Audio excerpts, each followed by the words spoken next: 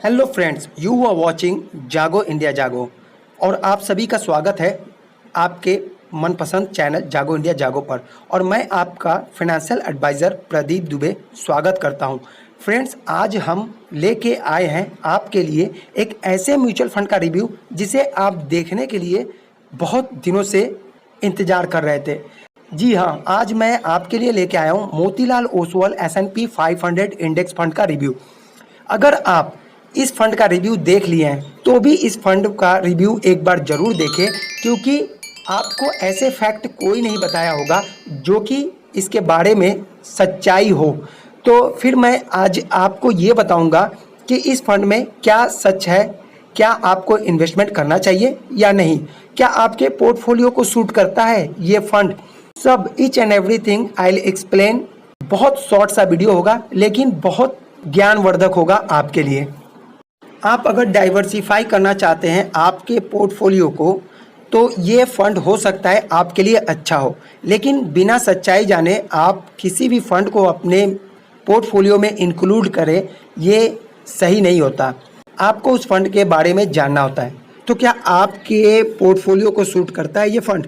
इसके लिए आप अपना पोर्टफोलियो हमारे कमेंट्स बॉक्स में दें, कमेंट्स करें, जिससे कि मैं बता सकूं कि क्या आपके लिए ये अच्छा है फंड या फिर नहीं।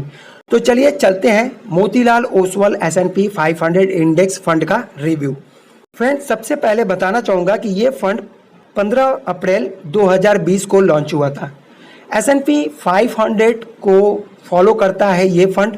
जैसा कि आपको नाम से ही इसके पता है, ये इंडेक्स फंड है। जैसे आप Nifty 50, BSE 30, Nifty next 50 index fund में इन्वेस्टमेंट करते हैं इन इंडिया, वैसे ही S&P 500 इंडेक्स US का इंडेक्स है जिसमें आप इस फंड के जरिए इन्वेस्टमेंट करेंगे।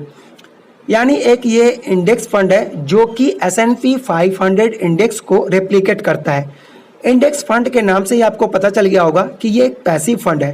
पैसिव फंड इंडेक्स को फॉलो करते हैं, उसे मैनेज करने के लिए किसी फंड एडवाइज़र की ज़रूरत नहीं होती।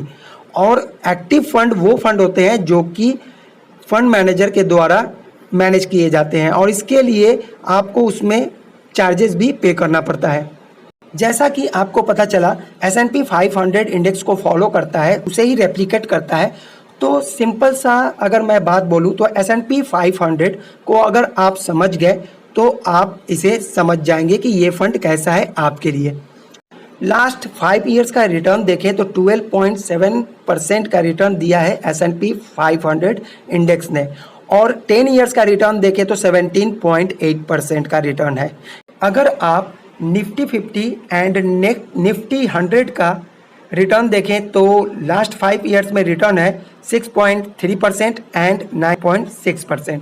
तो रिटर्न के मामले में ये बहुत अच्छा फंड है, लेकिन क्या इसमें इन्वेस्टमेंट करना सही है? इसी सारे सच्चाई को आज हम इस रिव्यू के द्वारा जानेंगे।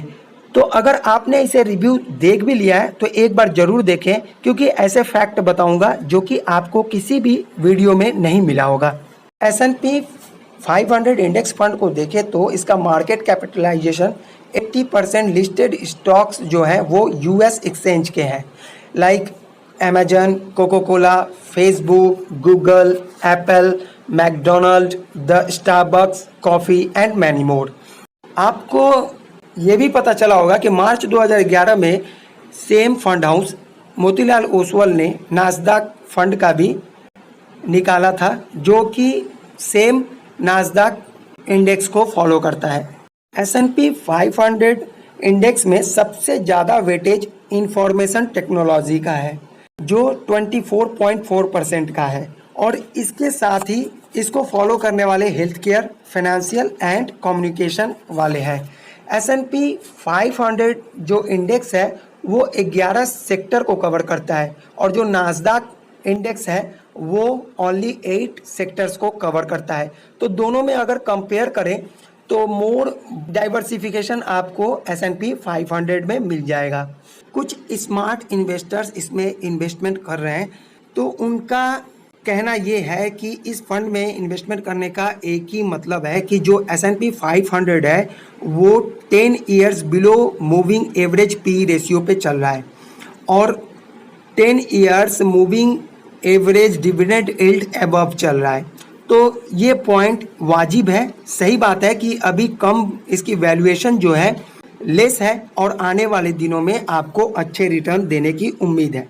और जैसा कि इंडेक्स फंड है, तो इंडेक्स फंड का आपको पता है एक्सपेंस रेशियो कम होता है, तो इसमें रेगुलर अगर प्लान के थ्रू इन्वेस्टमेंट करते हैं तो आपको 1% चार्जेस देने होंगे आपके इन्वेस्टमेंट का, और डायरेक्ट के थ्रू आपको 0.5% का ओनली इन्वेस्टमेंट चार्जेस देना होगा, जिसे एक्सपेंस रेशियो कहते हैं। तो मैं ऑलवेज डायरेक्ट म्यूचुअल फंड में इन्वेस्टमेंट करने की सलाह देता हूँ। रेगुलर के जरिए अगर इन्वेस्टमेंट करते हैं तो इससे आपका इन्वेस्टमेंट अमाउंट से ज़्यादा अमाउंट कट होता है, जो कि बाद में शो होता है कि हाँ, हम अगर डायरेक्ट म्यूचुअल फंड लिए होते तो इससे ज़्यादा रिटर्न ले सकते थे।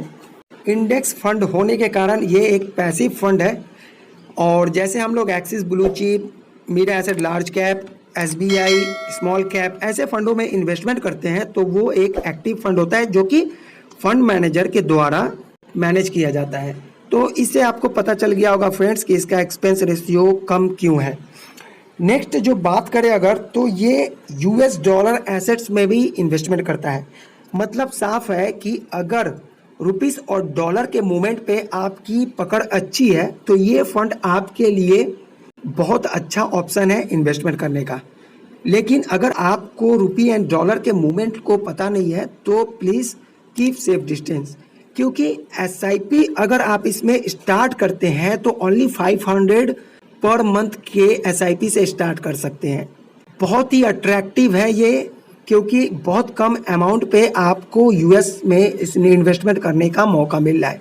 लेकिन फ्रेंड्स, ये आपको जानना जरूरी है कि जब आप इन्वेस्टमेंट करें तो उस वक्त जो मजबूती है रुपए में होनी चाहिए। यानी कि आप जब 500 का इन्वेस्टमेंट करेंगे तो आपका 500 का पावर ज़्यादा होना चाहिए, और जब आप रिडीम करेंगे तो डॉलर मजबूती ज़्यादा होना चाहिए, यानी कि डॉलर ऊपर और रुपीस निचले भाव पे होना चाहिए।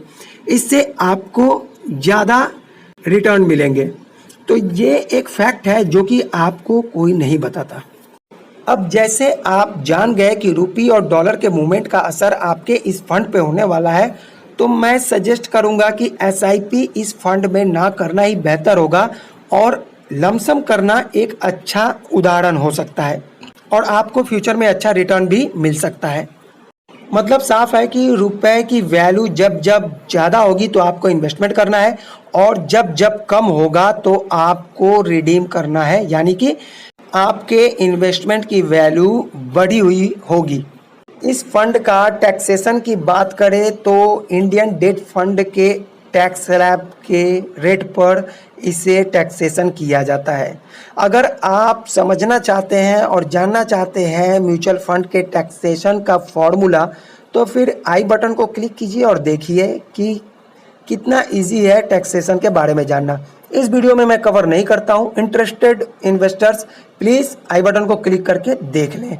अब बात करें अगर, तो आप अगर ऑलरेडी पारंपरिक लॉन्ग टर्म इक्विटी फंड में इन्वेस्टमेंट कर रहे हैं तो प्लीज़ इस फंड का कोई मतलब नहीं बनता कि आप इन्वेस्टमेंट करें, क्योंकि एक नॉर्मल जो इन्वेस्टर्स होता है वो इतना फॉलोअप नहीं कर पाता, और पारंपरिक एक एक्टिव फंड है जिसे फंड मैनेजर अच्छे स्टॉक्स को पिक करता है यूएस के, और बाकी के स्टॉक्स को नहीं लेता है। फॉर एग्जांपल गूगल हो गया, फेसबुक हो गया, एप्पल हो गया, ऐसे तरह के खास जो फंड है वही आपको पारंपरिक लॉन्ग टर्म में मिलेंगे। अब नास्डाक की बात करें तो अगर आप चाहते हैं ज़्यादा डाइवर्सिफिकेशन तो नास्डाक की जगह S&P 500 फंड रख सकते हैं, लेकिन उसके लिए आपको रुपी और डॉलर के मूवमेंट को समझना खासा ज़रूरी होगा। और अगर बात करें आपके पोर्टफोलियो की, तो फ्रेंड्स फटाफट अपने पोर्टफोलियो को कमेंट्स में लिखें, जिसे मैं करूंगा रिव्यू और आपको बताऊंगा आपके फंड में क्या करना है। क्या आपका पोर्टफोलियो सही है या गलत? क्या आप चल रहे हैं? आपके पोर्टफोलियो को आपने कोरोना एंटी प्रूफ बनाया या नहीं? हर सवाल का जवाब आपको कमेंट्स में मिल जाएगा। फ्रेंड्स, अगर आप चाहते हैं कि व्हाट्सएप ग्रुप पे जुड़ के मुझसे बात करना, तो फिर ग्रुप का लिंक आपके इस वीडियो के डिस्क्रिप्शन में मिल जाएगा, जिसे आप क्लिक करके हमारे ग्रुप में ज्वाइन हो सकते हैं और जागो इंडिया जागो के फैमिली के मेंबर बन सकते हैं। लेकिन ज्वाइन होने के पहले आपको खुद प्रॉमिस करना होगा कि आपका साथ और आपका भरोसा हमें आप देंगे और हम आपको देंगे एडवाइज़र टिप्स। तो फ्रेंड्स, मिलते हैं एक नए वीडियो के साथ। तब तक के लिए tata, bye bye, take care, stay home, safe home और कीप इन्वेस्टिंग।